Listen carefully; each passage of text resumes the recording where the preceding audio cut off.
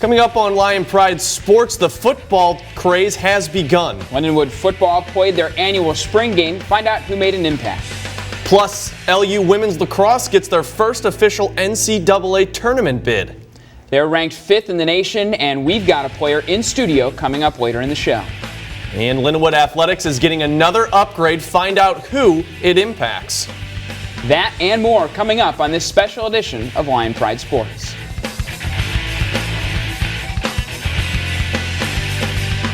Headed away, and it goes into the net for the Lions.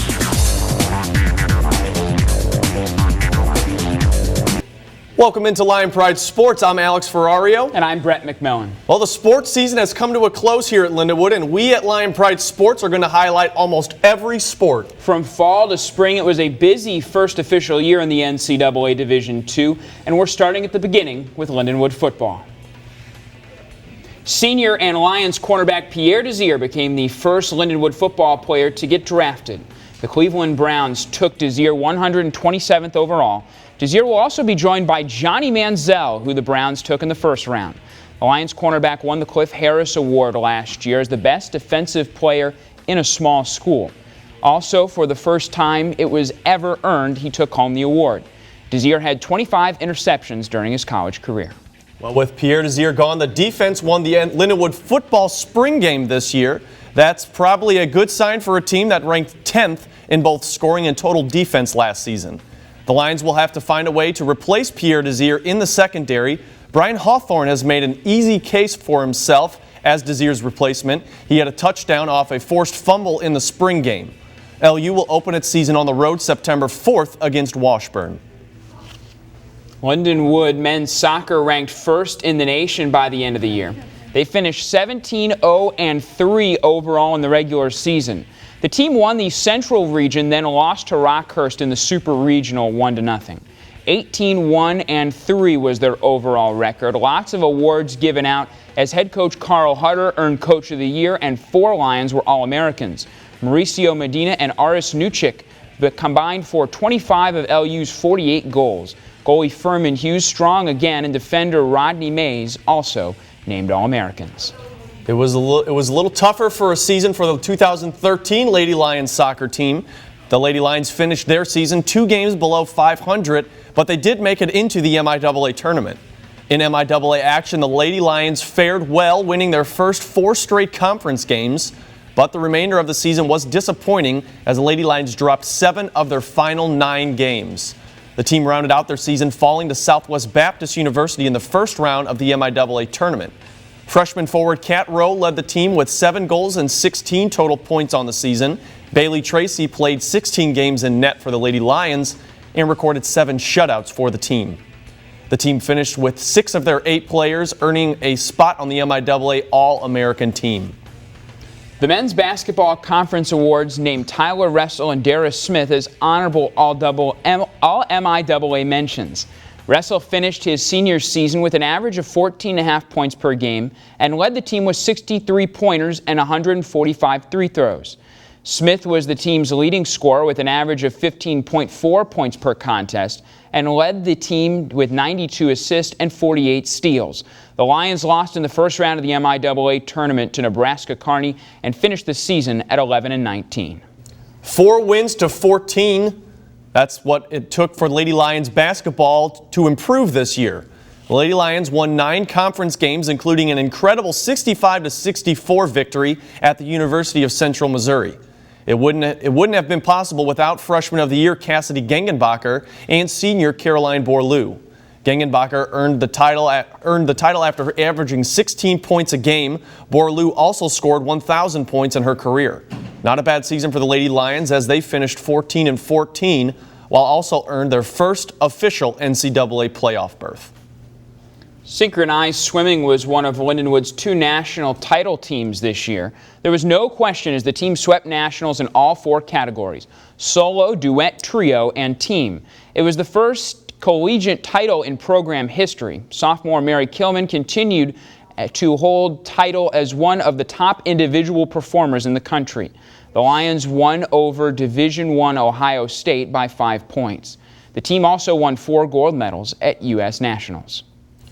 Lindenwood Shotgun Sports has done it again. The team went to San Antonio, Texas with the goal of winning another national title, and the Lions did just that.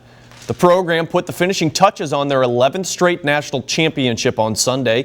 Lindenwood posted one of the program's best overall shooting totals in their history, hitting 2,278 targets out of 2,350. For the first time since 2011, the Lions swept all 6 major team competitions. Coming up on Lion Pride Sports, we're moving on to spring sports. The baseball season has ended and the first baseman broke a record for the ages. That's coming up next on Lion Pride Sports.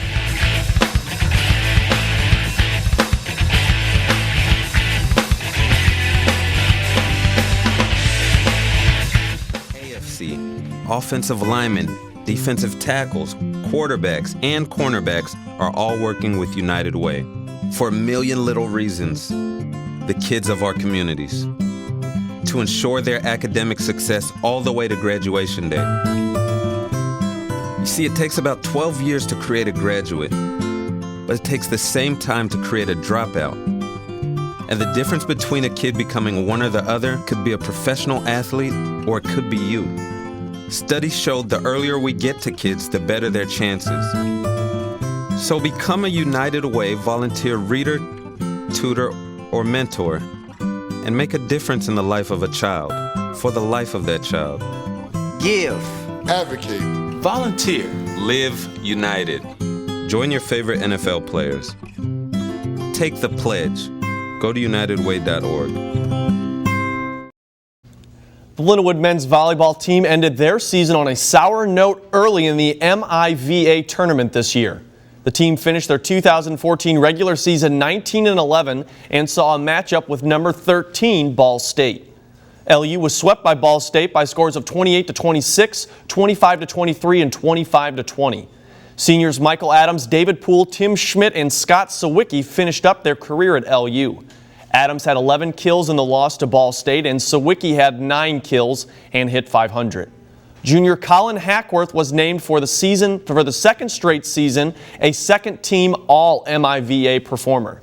Hackworth led LU with almost 4 kills a game and hit .320 for the season. The Lady Lions volleyball team finished its season going 6-10, but did not make the MIAA playoffs. The team finished tied for 7th in the conference standings. LU did not win more than 2 consecutive games in conference play all season. The team did have Kayla Guyot, who was named to the All-MIAA third team for women's volleyball. This is the highest honor for a women's volleyball player since joining the MIAA last season. It was a tough year for the Lions baseball team. Senior Mike Filoni still managed to lead the team in almost every offensive category. He led in hits with 58 homers with 28 RBIs and a .369 average. Junior Wade Rothermick led the team in an ERA with a 2.79 ERA, followed by junior Dylan Terrell with an ERA just over 4. While fellow junior Austin Klein led the pitching staff in wins with 6 and strikeouts with 55. The Lions finished the season on a high note, winning 3 games in a row. They finished the season overall with an 18-31 record. The Lindenwood baseball team may have had a down year, but one senior broke an untouchable record during his career. LUTV's Ben Holtmeyer met with the Lions' first baseman. Lindenwood University will bid farewell to another record-breaking senior this year. Lindenwood baseball's Mike Filoni broke perhaps one of the most hard-to-reach records in MIAA history. The Lindenwood University baseball team is all too familiar with that crack of the bat coming from senior Mike Filoni. But for head coach Doug Bletcher, hearing it a record-breaking number of times is a different story. Mike Filoni is just a brilliant hitter, and to watch an artist in action is, I think, exciting for everybody. What makes Filoni that special hitter? Filoni broke the MIAA batting average record. He transferred from Heartland Community College in Normal, Illinois to Lindenwood for his junior season and batted .500. He broke a record that was held for 48 years.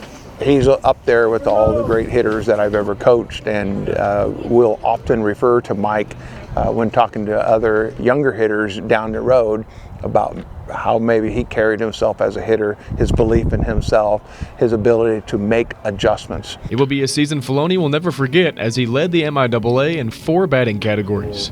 He also earned first team MIAA and first team all-region honors. Definitely something that meant a lot to me, you know. Definitely put in all the extra hours and hitting with a lot of the guys on off days and stuff like that, and to achieve something for Lindenwood was big for me. In his first 2 years at Lindenwood, Filoni had 144 hits, 74 runs, 69 RBIs, and averaged .435. First base was Mike Filoni's main position, but he did way more than just play first base for the Lions. I just like how supportive he is of everyone on the team. He keeps everyone loose and gets everyone up exactly when we need it. And whenever Mike talks, everyone listens to what he has to say. Filoni will be missed on the team as he was an all-around player and known for his actions both on and off the field. Filoni also said he has another year of schooling and mentioned it'd be fun to keep playing baseball after college. Still have another year. Hopefully find somewhere to play this summer, maybe for a Frontier League team. I'm not for sure yet. We'll have to see how that goes, but we'll see. Lindenwood baseball had some rough seasons record-wise the past 2 years, but Filoni was definitely a bright spot for the team. Coach Bletcher says they will take full advantage of the time off to get a head start on next year's recruiting. Brett and Alex, let's send it back to you. Thanks, Ben. More construction vehicles have been making their way into Lindenwood University. Lindenwood is beginning another big athletic project on campus. LUTV's Ben Holtmeyer went to check out that new development. Much has changed at Lindenwood over the past few years, and there's another change on the way. This next upgrade will help showcase a team that is currently ranked 25th in the nation. The Lindenwood track and field teams just came home from conference and they're seeing the early stages of a new project. Lindenwood will be getting a brand new track with a whole new look. We're going to have 1,000 seats bleachers put into the on the side of the track, and they've not had that here before. And then we're going to add a new track surface. Like Coach said, they're planning on building a brand new press box and seating for 1,000. But besides building these new field facilities, they're also planning on hosting a huge home championship match, and that will be right here next year. That championship match is the 2015 MIAA Championships. It's going to be a terrific opportunity for us to showcase our beautiful campus here, and also our beautiful facilities and our track program. Lindenwood hasn't hosted a meet since athletic director John Creer was the track coach from 1995 to 2003, and he says this new venue will come in handy for the entire athletics department. It really provides a lot of need that we have to supplement the stadium. By having this venue, now we've got 2 competitive venues that can also be used for practice simultaneously. The athletes' fire will be even more fueled because they'll get a chance to compete for a championship at home. Track and field athlete Jawan Cubitt says he's excited about being able to compete at home next year. Because knowing that we don't have to go nowhere, wake up early and get on the long bus ride, we can just be here in the comfort of our own home, our own background, and running on our own practice and on our own surface. This is going to be something great next year. Lindenwood's new track and field will be another big addition to the campus. The university just finished a substantial addition to Hunter Stadium and also added turf fields to the Lou Brock Sports Complex. The project is in an early phase and it will be finished in July. Reporting for Lion Pride Sports, I'm Ben Holtmeyer. We've got one more spring sport to go here on Lion Pride Sports. Joey Tuvino spoke with a member of the 5th-ranked women's lacrosse team. We'll be right back.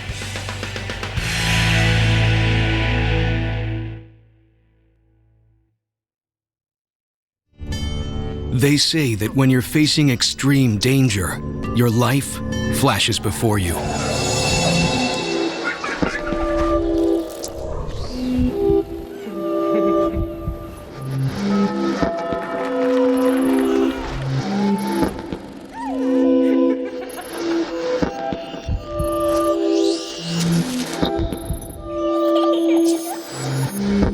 If you think that's sad, consider facing it before you even have enough life to flash before your eyes.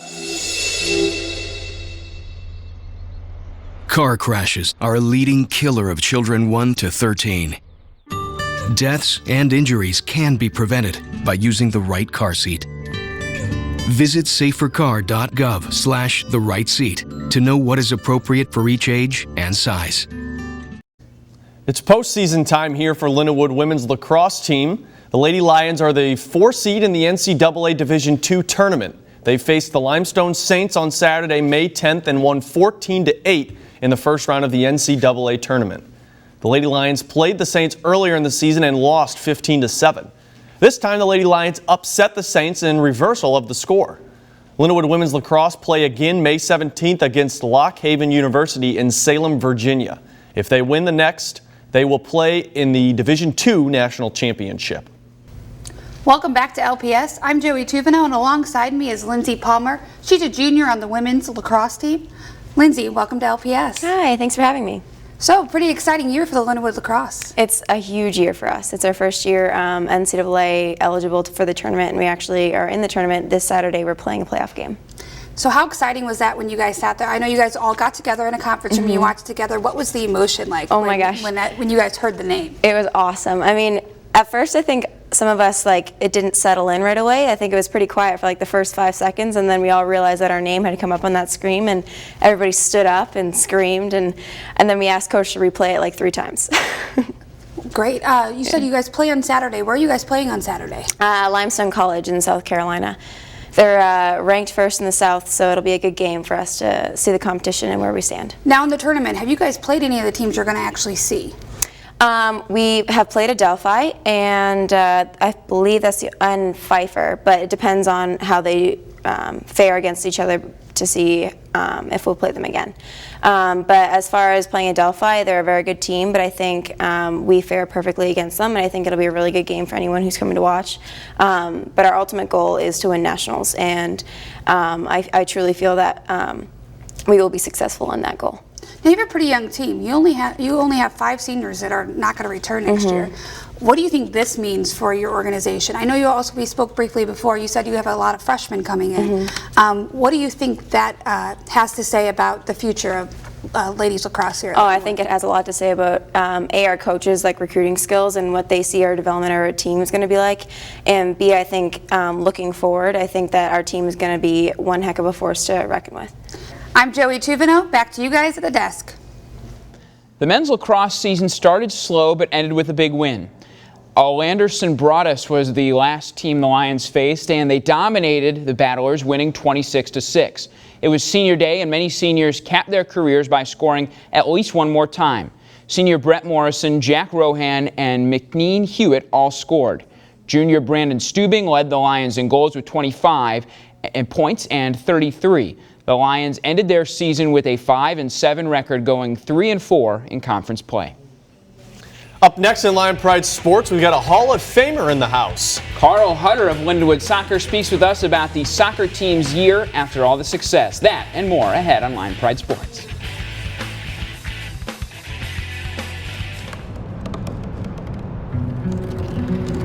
They said I couldn't dream. Called me a piece of trash and swore that's all I'd ever be.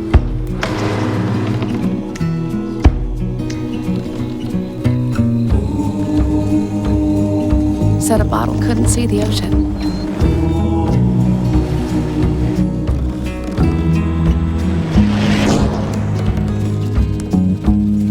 Give up. Go back to the dumpster. But I didn't listen. I made my way.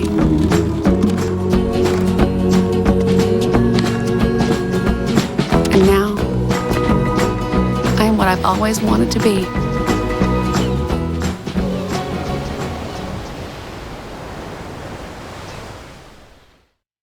Thanks, Brett. It's an honor to have us with us now in the studios for Lion Pride Sports, Coach Carl Hutter, 2013 MIAA champions. Am I correct? Correct. That's got to be a phenomenal feeling for you as a head coach to have such a successful team last year, but not just last year, really the past 5 or 6 years. Well, we've had a lot of success over the years. Some years are better than others in terms of wins against losses and winning championships. either a national championship, that's been some years ago, or a regional or conference championship, but there's a lot of other things that we measure with success. People graduating, people making relationships for the rest of their lives, and people having an enjoyable experience. So the winning is a big part of it, though. There's plenty of talk about how the fact that MIAA is the toughest conference in NCAA Division II, and you guys went 15-0-3 in the last 2 seasons. Talk a little bit about the level of competition you guys see in the MIAA and what makes your team so successful against that competition. Well, first of all, our players would continuously remind me of what our record was. They actually, in 2 seasons, they won about 30 games in a row when you consider our out-of-conference competitions. And they would always, tell me ahead of time before I knew about national rankings and stuff like that. I always try to tell them to, pay more attention to where you are at the end of the season in terms of being qualified for a postseason tournament so you can have life and have an opportunity to compete for something big. But, the success that they've had is really all about them and recruiting good people and having them work on their relationships with each other. And then, they enjoyed competition at practice every day. They liked coming to practice. They hung tough off the field, too, with all their responsibilities about being students and stuff. And that a lot of times will equal success. Measuring success is about the other things, but also the part that they really strive for also is winning.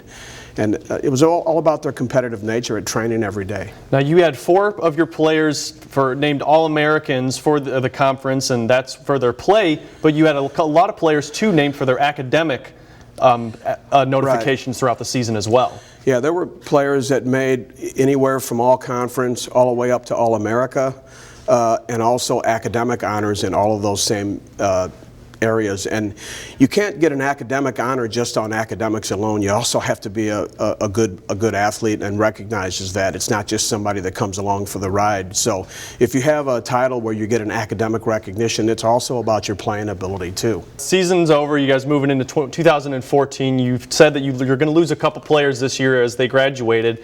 What's it like turning over, and how are you getting ready for this upcoming season? Well, you just keep reloading the gun, if you will. We're really proud of our people that have graduated and have moved on. We've graduated a good number of people. Some graduated at the end of the fall semester.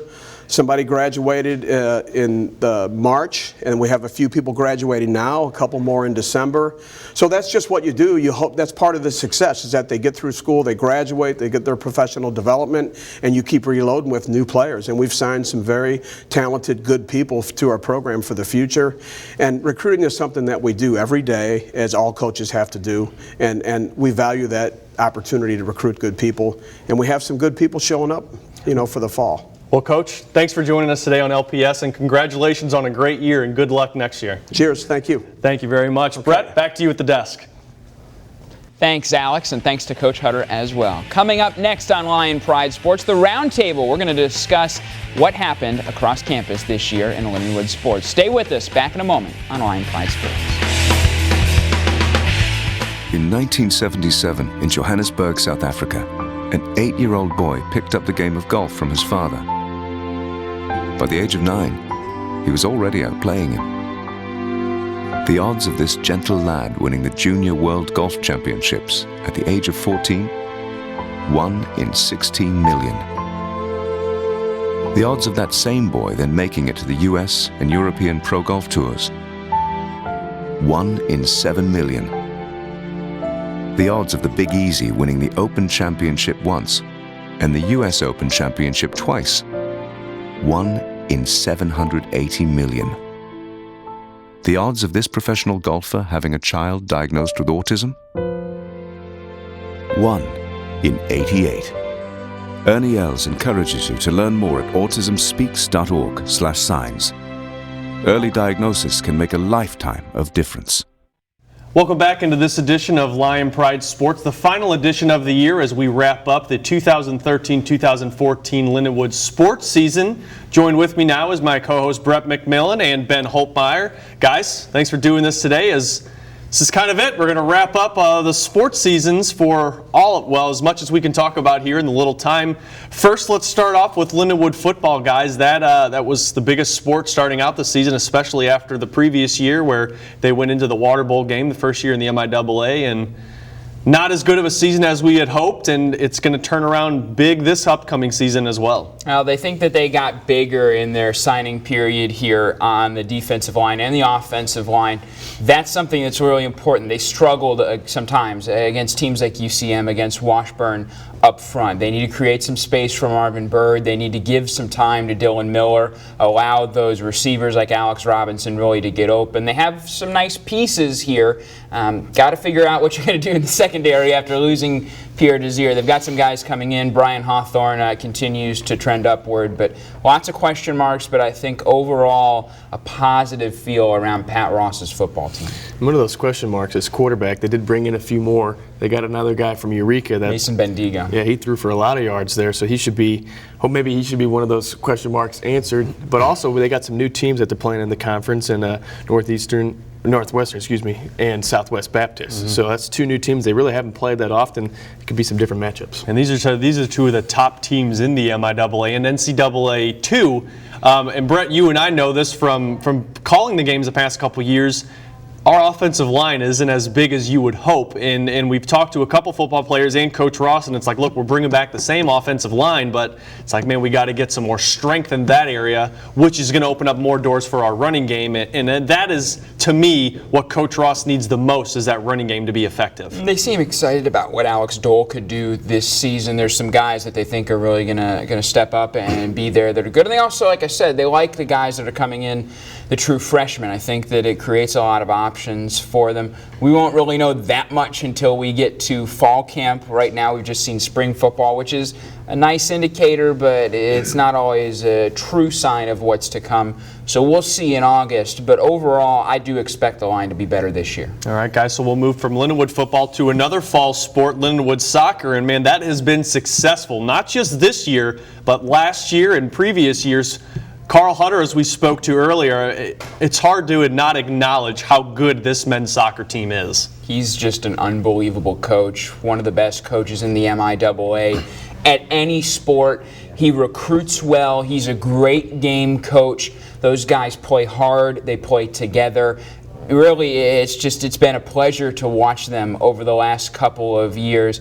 Even in close games, Furman Hughes has been great in goal, really just dominates. Anytime that there's a shot on goal, you feel good about Furman's ability to get to it, and then the offense has been superior as well. Really, that NCAA tournament run ended, I think, a little more prematurely than a lot of people thought it would. There's no reason to think that they won't be right back in the same position, except pushing further into nationals next year. It's hard to disagree with that as a fun team to watch every year and just to be around, because they were ranked #1 last year. They've been close the year before that. Just a fun team to watch, and they only lost 3 games throughout that whole season, and I totally agree. I think the playoff run could have been a lot longer. They just couldn't get that one goal against Rutgers. Carl Hutter, definitely good at what he does, guys. We'll move from soccer to basketball, and man, I can say personally that was a heartbreaking season for myself, and I know it was for Coach Brad Soderberg. Not for Coach Tony Francis, though. No. That turned around big for him, and both of you guys, we were both play-by-play and color commentator for the men's and women's teams. What did you guys think about the basketball seasons? I think that women's basketball was really good this year. They're going to be excellent next year. They have some pieces coming in that are really going to help them round things out. They're losing some big seniors, but Francis has got a rhythm going now, and he's got players like Cassie Gingenbacher in there, freshman, and she was one of the best players in the conference. So just imagine what she'll do as she continues to move through that career. For Brad Soderberg, you trust his ability as a coach. It was not a great season. That's not an accusation on him. It's just a statement. He would tell you that it wasn't a great season. A big part of it was losing so many guys, violation of team rules. I'm sure that they're trying to get some guys in here that they can trust, that they know that are going to be there for the long haul. Hopefully some size underneath as well. And if Nick Van Osdale gets healthy, I do think that you have some good pieces for the Lindenwood men. So that was one guy I was going to hit on, was Nick Van Osdale. They're losing Tyler Russell. They're going to need somebody like a Tyler Russell to take over. Nick Van Osdale is that guy if he can stay healthy. That's the biggest thing with him, is he just seems to go in and out with some sort of sprain or a muscle tear or something like that. Yeah. It seems that's what he's been going in and out with. But like you said, with the women's basketball, they got Cassidy Gingenbacher as a freshman, 16 points a game. All conference freshman. And they got Morgan Johnson, too, who's hitting the threes. They're really they're losing Lennig and Borloo, 2 big players. But, yeah, they got some nice recruits in, and Francis is building the team the way he wants to now, and that's a big thing for the Lady Lions. And thanks for joining us every week here on Lion Pride Sports. Thanks to everybody in the LUTV department that's helped us out every week. For Brett McMillan, for Ben Holtmeyer, for Michael Sprague, for Lindsey Palmer, and for Coach Carl Hutter, I'm Alex Ferrario saying thanks for joining us, and we'll see you next year.